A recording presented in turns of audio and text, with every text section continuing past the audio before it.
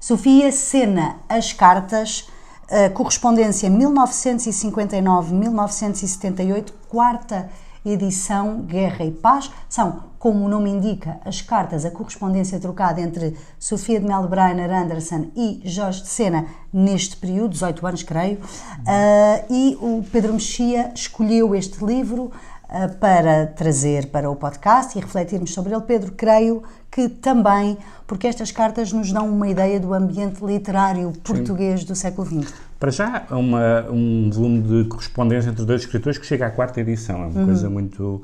E evidentemente que a Sofia tem muitos leitores e é muito conhecida.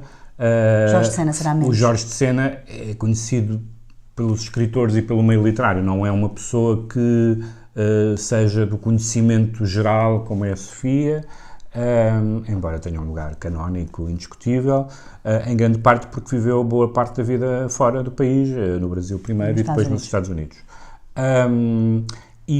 Esta correspondência, eles nasceram no mesmo ano, em 1919. No mesmo mês, em novembro. Eram completamente diferentes de caráter e de personalidade, ou mais de personalidade até neste caso, ou seja, a Sofia era uma aristocrata, um pouco idealista, um pouco com a cabeça nas nuvens, mas nada desligada dos problemas concretos, nomeadamente políticos, em que ela foi sempre muito interventiva, e o Sena, que tinha a formação de engenheiro, depois foi para a literatura, para o estudo da literatura, e, digamos assim, quis provar que um engenheiro seria tão bom teórico da literatura e tão bom crítico como... E, portanto, escreveu livros como os que tinham essa informação. Portanto, escreveu livros muito importantes sobre o Pessoa, sobre o Camões. Ou seja, além de poeta e de ficcionista, era ensaísta, além de poeta e de ficcionista, é dramaturgo e prefaciador e tradutor. Tem uma obra gigantesca. De tradução.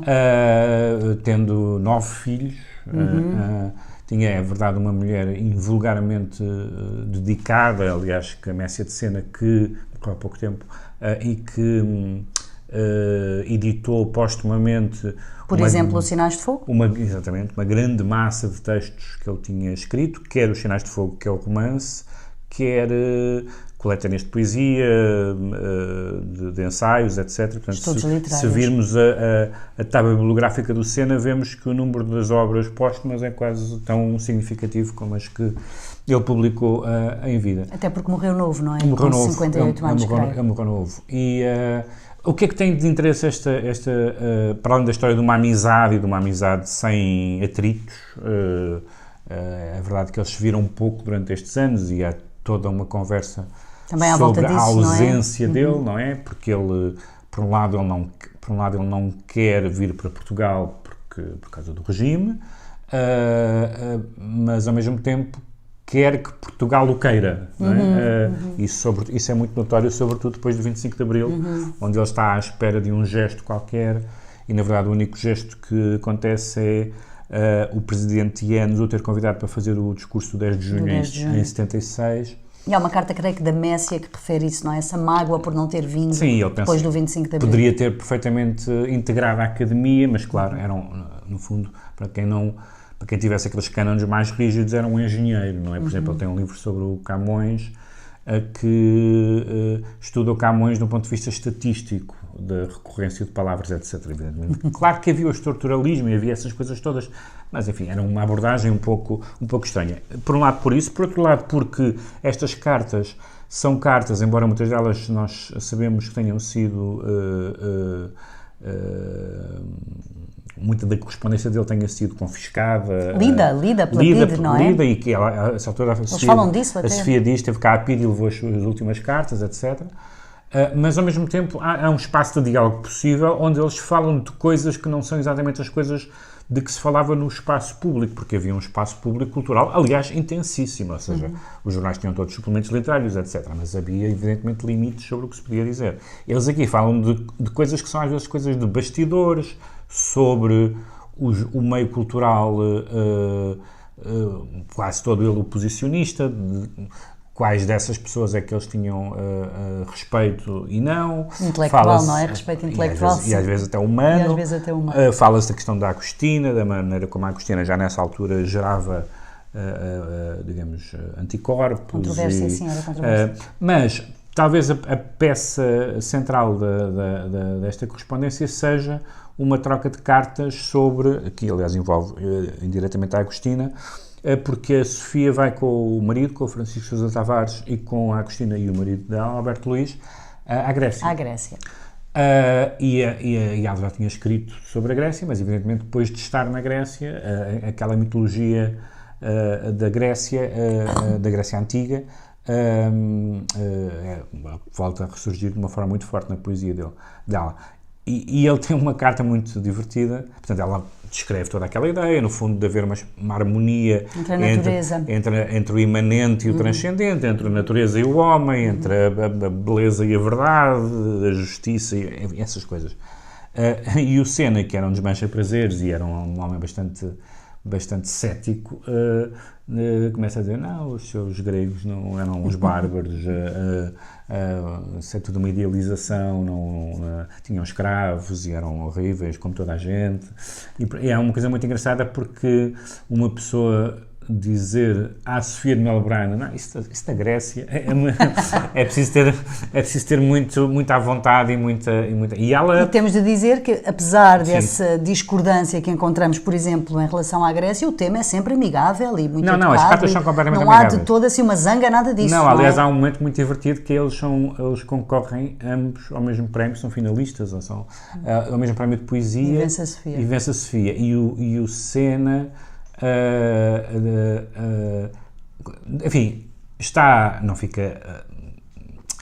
fica completamente aborrecido por não ter vencido, mas não deixa de dizer assim, bom, com aquele júri eu nunca ganhava.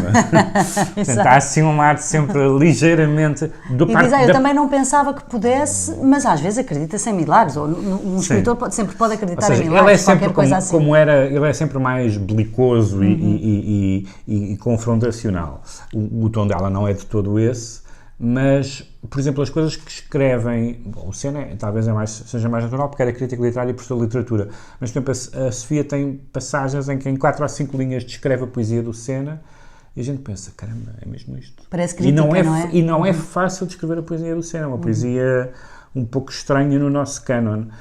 E, portanto, tem interesse literário porque são 2 escritores, são cartas... Não são cartas... extraordinariamente literários no sentido que eles não estão só a falar disso. Não falam só de livros. Boa parte do tempo é como é que estão os meninos e em que hotel é que esteve, o meu telefone é este, olha, falo com o meu amigo e tal. Portanto, são cartas, são um meio de comunicação comum à época e em que as pessoas falavam de tudo. Mas depois tem um lado, evidentemente, que é a literatura, porque a Sofia praticamente só pensa nisso e na oposição ao Estado Novo. Ele, digamos que pensa em tudo, não é? O Sena é uma mente fascinada com as ciências, fascinada com a política, com a sexualidade. Aliás, uma passagem curiosa em que a Sofia reage aparentemente friamente, a uns poemas mais... não sei se eróticos, mas com conteúdo sexual do Sena, e ele diz, eu percebo que você não tenha gostado, porque essa é uma área da vida que não gosta muito de explorar e tal, e é uma coisa interessante, porque realmente não há... Na poesia. Não há sexualidade, quase não há sexualidade na poesia da Sofia, e não se pode dizer que nos gregos não houvesse. Portanto, isso é bastante curioso. E, portanto, é um diálogo fascinante, é dos epistolários mais... curiosos que foram publicados nos últimos anos, e por isso chega à 4ª edição. Não é normal, este é o típico volume que se publica geralmente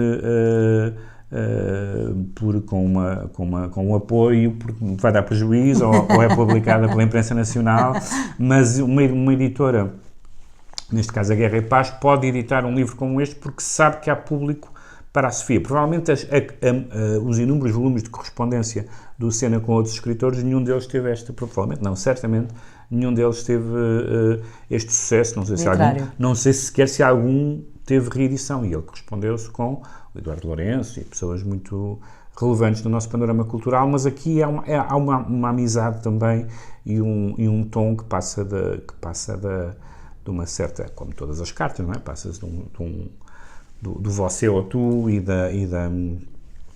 e de uma proximidade maior, e sempre aquela coisa de dizer que falta você faz aqui em Portugal.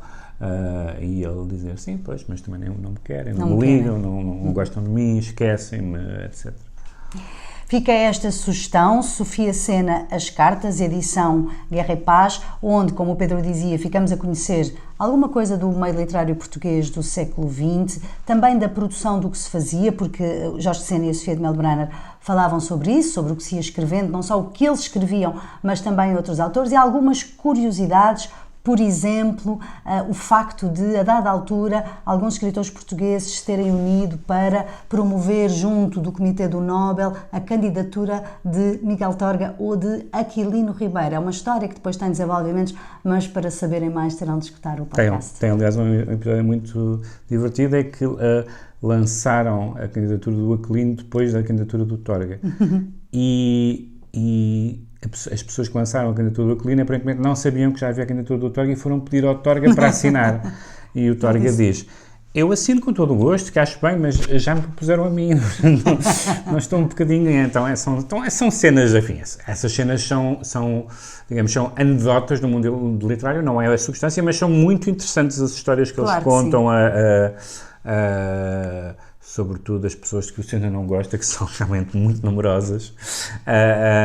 E algumas constam deste livro, mas outras não, que é também uma nota importante, porque tem um prefácio, dois prefácios da Maria Anderson de Sousa Tavares e de uma das filhas do Sena, onde eles explicam que ao longo das cartas há alguns asteriscos, significa nomes que foram omitidos, porque eventualmente as pessoas vivas, ainda estão vivas, mas sobre... Portanto, teremos uma quinta edição, talvez, certamente, quanto mais não seja por causa disso. Com o passar do tempo.